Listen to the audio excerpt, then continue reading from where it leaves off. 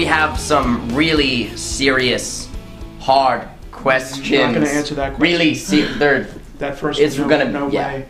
No smiles here today. This is hardball.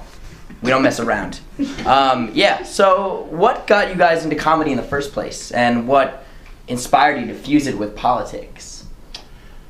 Well, I was born into comedy because if you knew my house when I was growing up, and my mom decorated it all pink.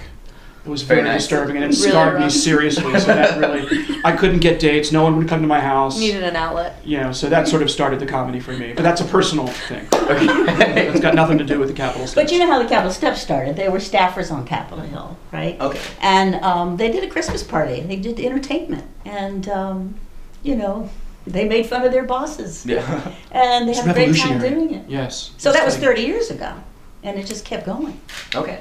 Yeah, I think it started with, I don't know, 2 to 4 shows a year, and then it just exploded. Wow. So now we have 4 casts, can do shows all over the country. Wow. With recent political developments, something like Libya. Yes. Thank you for example. So something like Herman Cain's recent, mistreatment of women, or there's been a lot of allegations. When do you, as comedians and as people who are involved in politics, when do you draw the line between personal life and political life in comedy? We don't. I mean, we sort of reflect what the media is doing, mainly because that's what is it zeitgeist? Is that the word I want to get out? Is that the pronunciation? That's what it is. With Herman Cain, we were doing a number about Herman Cain. It was called to the tune of Love Train. I think it's the title of the Soul song. Train. Love Train. People all over the world, join in. That one we were just learning. And we did Herb Cain, but we had 2 guys come out as pizza slices. And then when this bit came in, we had, with all the women. Then we had women coming out. Okay. And it was women all over the world rather than people all over the world. So we were, Yeah. Well, I was just wondering, I know some are easier than others, but who is your favorite political figure to make fun of and why? Well, I'd have to go, Bill Clinton, of course, for obvious reasons. And then I'm going to back up with Ross Perot. He was fun.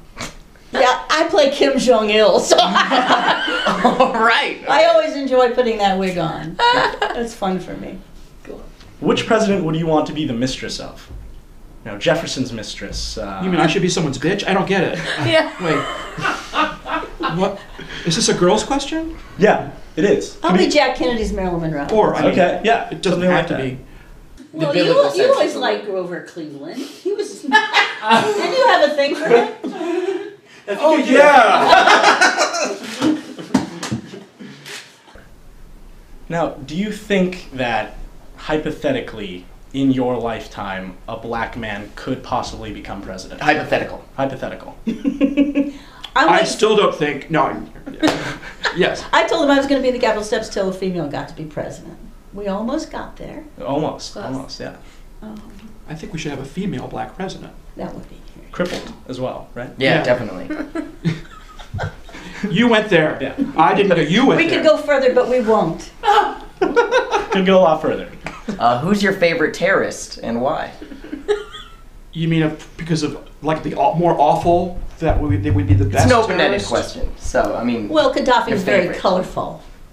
Okay. You know, like his outfits. Yes. There's this guy named Phil in my neighborhood.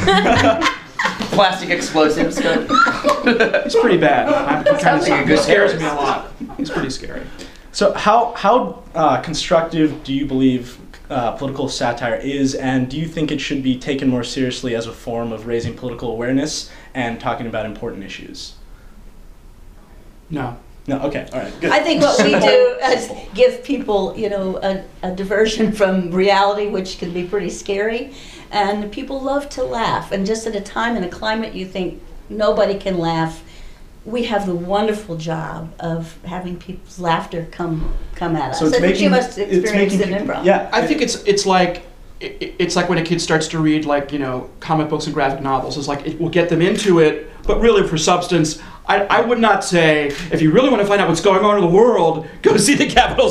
You know, you'll get a taste of it, but you know. So it's drawing people in, but it's also making people feel better about how sometimes crappy the political system Absolutely, can be. absolutely. I think we have a therapeutic effect for everybody. Not a teaching moment. I cannot say, how many times do people come to us after a show, and you know we're going, oh, we do is get on stage. You know, we're not brain surgeons, and then someone comes up and goes, you know, I've been miserable all week or all month, and they're like, you just made my day, and I'm like, really? That's incredible. So that's very nice.